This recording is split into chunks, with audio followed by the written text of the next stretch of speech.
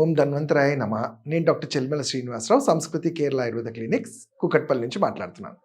ఈరోజు మనము డిస్కస్ చేసే సబ్జెక్ట్ వచ్చేసి చాలా జనరల్గా ఈ మధ్య కాలంలో ఎక్కువ చూస్తుందంటే ఇన్ఫర్టిలిటీ కేసెస్ అంటాం. అంటే సంతానోత్పత్తి కలగకపోవటము, చాలా మట్ కపుల్స్ దాని గురించి చేయని ప్రయత్నాలు అంటూ లేవు, చాలా ఇబ్బందులు పడుతూ సక్సెస్ రేట్ చాలా తక్కువగా ఉన్న దాంట్లో చాలా డిప్రెస్గా కూడా అవుతుంటారు. కాబట్టి దీని గురించి తెలుసుకుందాం. అంటే సక్సెస్ రేట్ తక్కువ అంటే సరైన టీంలో, సరైన టైంలో, సరైన ట్రీట్మెంట్, చికిత్స సరైన టైంలో కన్సీవ్ అవ్వకపోతే దాని కాంప్లికేషన్స్ అరైజ్ అవుతాయి. కాబట్టి దాని గురించి చెప్తాను. మీరు మరి ఇన్ఫర్టిలిటీ అంటే దాని లిటిల్గా డెఫినేషన్ ఏంటంటే, ఒక వైఫ్ అండ్ హస్బెండ్ వాళ్ళు శారీరకంగా కలిసిన అండము అలానే వీర్యము సరైన టైంలో అంటే న్యాచురల్గా ప్రకృతి పరంగా కలిసిన అది పిండోత్పత్తి అంటే పిండంగా డెవలప్ కాకపోవడాన్ని ఇది ఇన్ఫర్టిలిటీగా కన్సిడర్ చేస్తాం. దీనికి చూస్తే ఆడవాళ్ళల్లో చాలా మటుకు కారణాలు చూసుకుంటే ఏంటంటే వీళ్ళకి హార్మోనల్ ఇంబ్యాలెన్స్ ఉంటుంటాయి.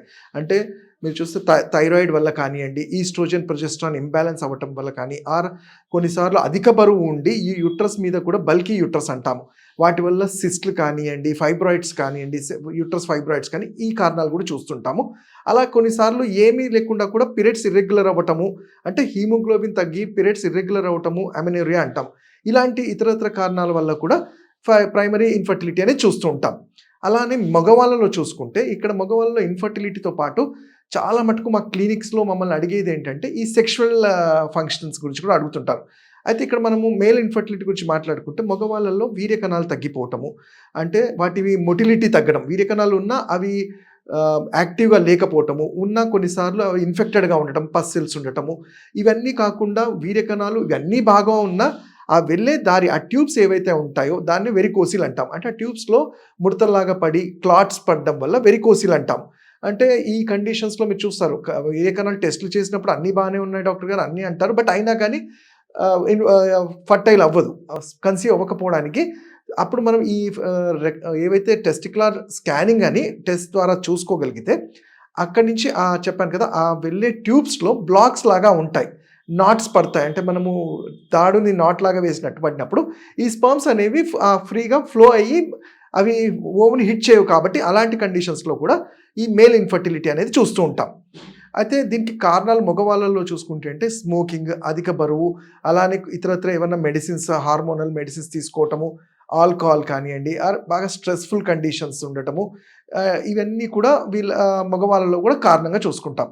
మరి మనం తెలుసుకున్నట్టు ఈ ప్రైమరీ రీజన్స్ వల్ల కొన్నిసార్లు చాలా సింపుల్గా క్లినిక్స్లో ఏంటంటే వైఫ్ అండ్ హస్బెండ్ ఇద్దరికీ కూడా ఒక అవగాహన, అంటే చాలా చూస్తే చాలా అవేర్నెస్ ఉంది అనుకుంటాం, బట్ కొంచెం ఎడ్యుకేటెడ్ వాళ్ళు కూడా కొన్నిసార్లు సింపుల్ అవగాహన లేని వల్ల కూడా అసలు వీళ్ళు కన్సీవ్ అవ్వట్లేదని బాధపడుతుంటారు. దానికి సింపుల్ ఎగ్జాంపుల్ ఏంటంటే మనకు తెలిసినట్టు ఆడవాళ్ళలో ఎప్పుడైతే పీరియడ్స్ స్టార్ట్ అవుతాయి అంటే నార్మల్గా మెన్స్ట్రువల్ సైకిల్ తీసుకుంటే 12 నుంచి 16వ తారీఖు, 10 అంటే పీరియడ్ స్టార్ట్ అయిన 12 నుంచి 16వ తేదీలో ఈ అండం అనేది రిలీజ్ అవుతుంది. అంటే జనరల్గా 14th డే రిలీజ్ అవుతుంది, బట్ 2 days ముందు కొంతమందికి అయ్యే ఛాన్స్ ఉంటుంది. 2 days వరకు అది ఉంటుంది. కాబట్టి గర్భాశయంలో ఈ 5 daysని 12 నుంచి 16 డే అంటే ఓవ్యులేషన్ పీరియడ్ అంటాం.